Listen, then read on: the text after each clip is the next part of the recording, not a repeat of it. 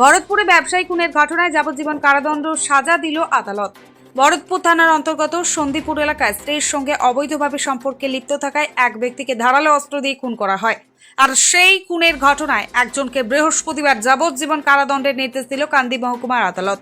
জানা গিয়েছে, ভরতপুরের বাসিন্দা কাজল দত্ত পেশায় ব্যবসায়ী। কাজল দত্তের বাড়ির পাশেই সুমন্ত সেন, তার একটি মিষ্টির দোকান ছিল। কিন্তু সুমন্ত সেনের সন্দেহ ছিল তার স্ত্রীর সঙ্গে অবৈধভাবে সম্পর্ক ছিল, আর সেই কারণেই বাড়ি থেকে বেরিয়ে প্রাতঃভ্রমণে যাওয়ার সময় ধারালো অস্ত্র দিয়ে খুন করা হয়।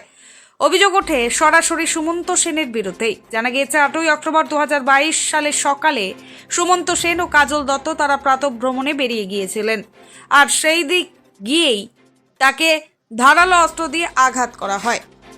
এই ঘটনায় 8ই অক্টোবর 2022 সালে ভরতপুর থানায় একটি খুনের অভিযোগ দায়ের করেন মৃতের স্ত্রী সীমা দত্ত। পুলিশ অভিযোগের ভিত্তিতে তদন্ত করে জানতে পারেন কাজল দত্তকে খুনের পিছনে সুমন্ত সেন তিনি সরাসরি যুক্ত ছিলেন।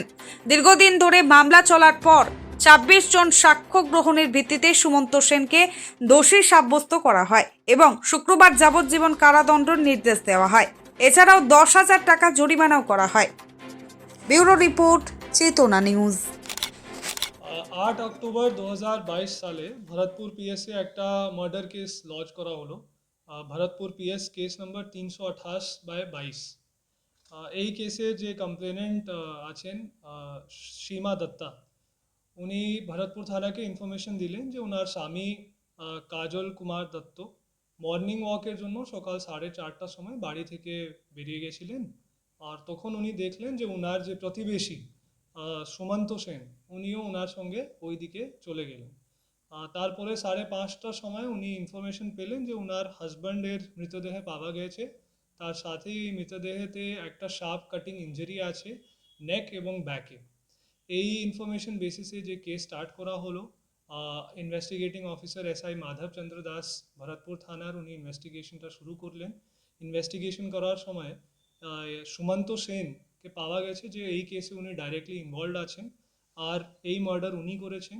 এই সম্বন্ধে অনেক এভিডেন্স সংগ্রহ করা হলো। তার মধ্যে শুধু ওয়েপনই নয়, তার সঙ্গে ফরেন্সিক অ্যানালিসিস এবং স্টেটমেন্ট অফ উইটনেসেস এইসব সংগ্রহ করে তদন্ত শেষ করে চার্জশিট ফাইল করা হলো পুলিশের পক্ষ থেকে। যেহেতু একটা সেন্সেশনাল কেস ছিল, এটাকে আমাদের মুর্শিদাবাদ পুলিশ ডিস্ট্রিক্টের যে ট্রায়াল মনিটরিং ইনিশিয়েটিভ আছে তার মধ্যে এই কেসটাকে তোলা হলো। ওই ইনিশিয়েটিভে আমাদের হোল্ডিং আইও, ওসি ভরতপুর পিএস প্রেজেন্ট এবং past, and court inspector Kandi past এবং কারেন্টলি আইসি কান্দি যিনি এই পোস্টের চার্জ হোল্ড করছেন, এনাদের সবার মনিটরিংয়ের কারণ এবং আমাদের যে প্রসিকিউশন আছে ওনাদের এফার্টসের কারণ আজকে মাননীয় এডিশনাল ডিস্ট্রিক্ট অ্যান্ড সেশনস জাজ ফাস্ট ট্র্যাক 1 কোর্ট কান্দি সুমন্ত সেন উর্ফ শ্রীমন্ত সেনকে দোষী পেয়েছেন, গিল্টি প্রনাউন্স করেছেন for committing the offence of murder under section 302 IPC এবং যাবজ্জীবন কারাদণ্ড ঘোষণা করেছেন ফর শ্রীমন্ত সেন এবং 10,000 টাকার fine. Thank you. Sumanta Sen alias Sumanta সেনকে সুমন্ত সেনকে আজকে 302 IPC যাবজ্জীবন কারাদণ্ড দণ্ডিত করলেন। তার বন্ধুকে সরলতা বিশ্বাস করে খুন করে দিয়েছিল কাজল দত্তকে। ভরতপুরে আজকে 8/10/22 তার ফলে প্রসিকিউশন পক্ষ পুলিশ 302 চার্জশিট দাখিল করে। এর বিরুদ্ধে প্রসিকিউশন তরফ থেকে সরকার আইনজীবী হিসাবে আমরা 24টা সাক্ষী করি।